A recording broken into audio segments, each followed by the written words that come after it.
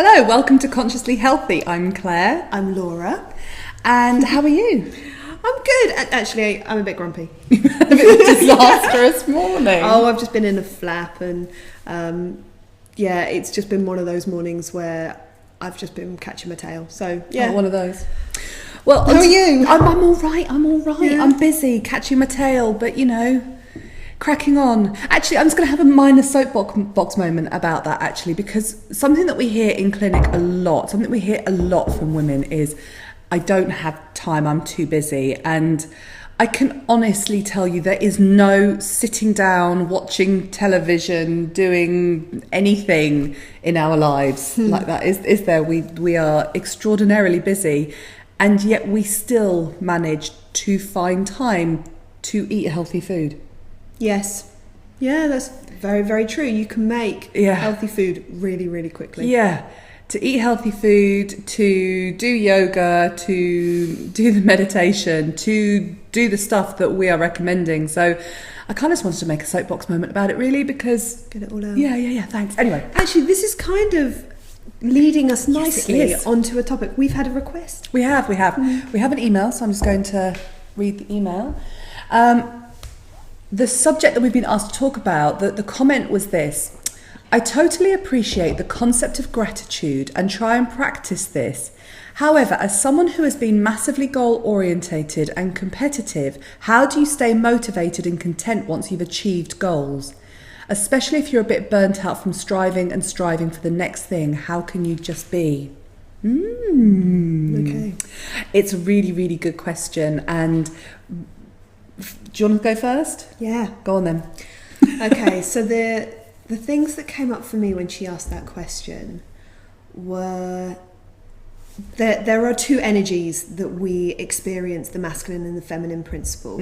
And the masculine principle is the doing, it's the competitive, it's the striving, it's what she's talking about. And a lot of women, we are taught that this is celebrated, that this is encouraged, that the more that we, in business or in our careers or with our families or with our lives, the more that we strive, the happier we'll be.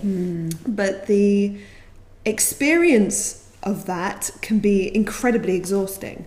And so that's the masculine energy. And the feminine energy is this being, this just allowing, sitting, receptive, just being. And I don't feel that we need to exclude one or the other.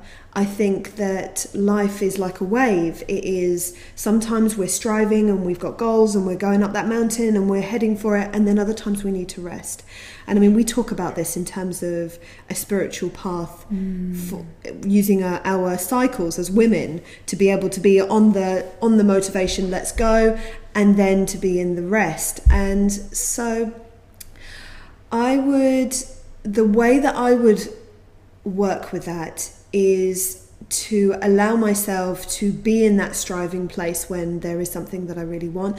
Always celebrate when I achieve it, because that has been a really big learning for me, is I'm always on to the next thing, on to the next thing, on to the next thing. I was actually going to say that in a minute. I was going to say that there's something around, if you're constantly striving for the next thing, where's the space just to enjoy the thing that you've worked really hard to create? And that's definitely a lesson that we've had to learn, is to actually sit back and just enjoy where you're at for a bit before moving on to the next thing. Carry on. I think it's a balance. I think both. And I think what's interesting about her question is the burnout thing. Yeah. And this is, the constant striving, the not taking time out, the not recognizing when we need to rest, when we need to go inwards, and that takes real awareness.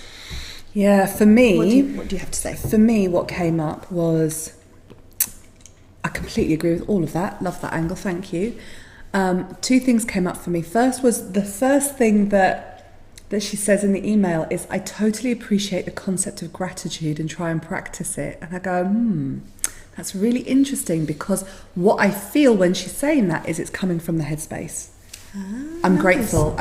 I can't feel the gratitude, because gratitude keeps us in the present. It keeps us in the here and now. And from the place of gratitude, actually, the manifestations happen.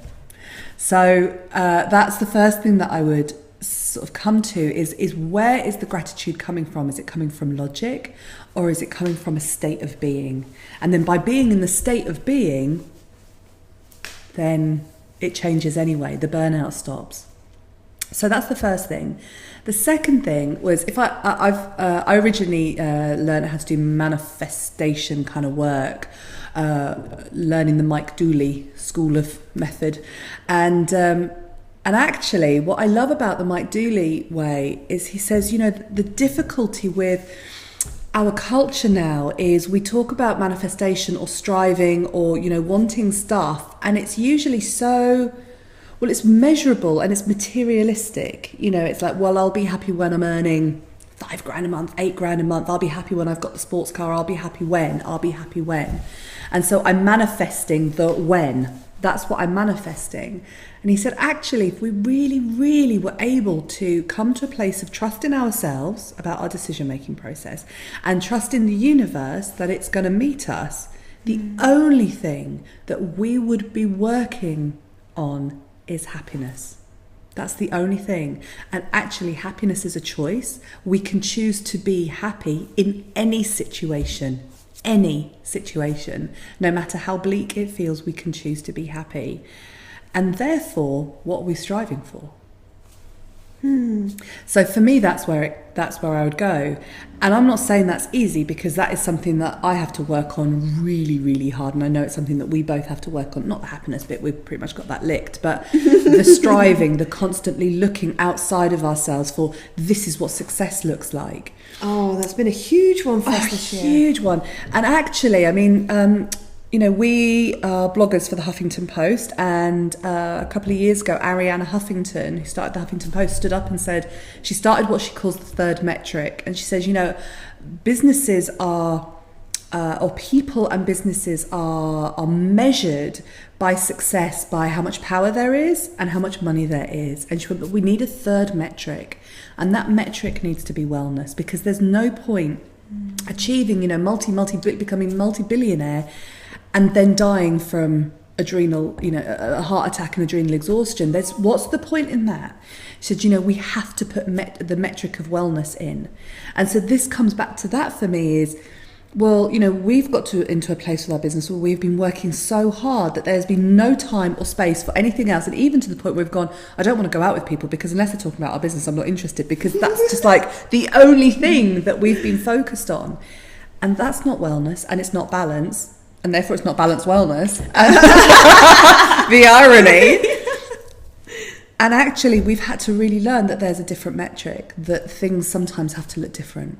Yeah. So if there's a constant striving, I would be asking the questions, what is it you're trying to run away from, or what are you trying to prove? They're painful questions I've had to answer in myself too. And how could it be different? And what are you ultimately trying to achieve? It's happiness, right? So all you've got to focus on is happiness.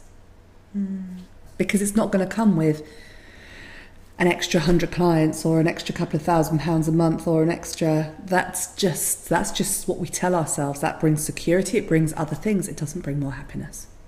Nice. Thanks. Nice. I think you're right. I think we've been through a lot of lessons in our business this year. One or two. We're moving into a new stage where we are no longer measuring our business on, I mean, finance is lovely, and well, obviously it keeps it going, and we do our cash flow statement, but it's not the priority in our business. It's how many women that we can reach and help and support, and that's the metric. And whether we're coming into a day feeling the abundance and freedom of doing something we love, or whether we're feeling the tightness and constriction of something that we feel we have to do. Yeah, that's been the big one. So I would really look at the motivations that you're working with, and I would just come back to that actually ultimately all I'm trying to manifest is happiness. And look at the conditioning of where you've come from. What was important to your parents? What did they teach you about striving, the achievement? What does that look like? Why is it so important? And find it in yourself. What is really the priorities for you? Yeah, redefine them. And so this can end up being quite deep emotional work, actually, when we really have to learn how to get to know ourselves and what our conditioning is. And we support women on that journey. Yeah, we have we do. a great, fabulous free webinar. If you go to reclaimyourlifewithease.com, then you can find out all about the program that we offer and the top tips that we put in our fabulous webinar. So check that out. And we will see you next time. Bye.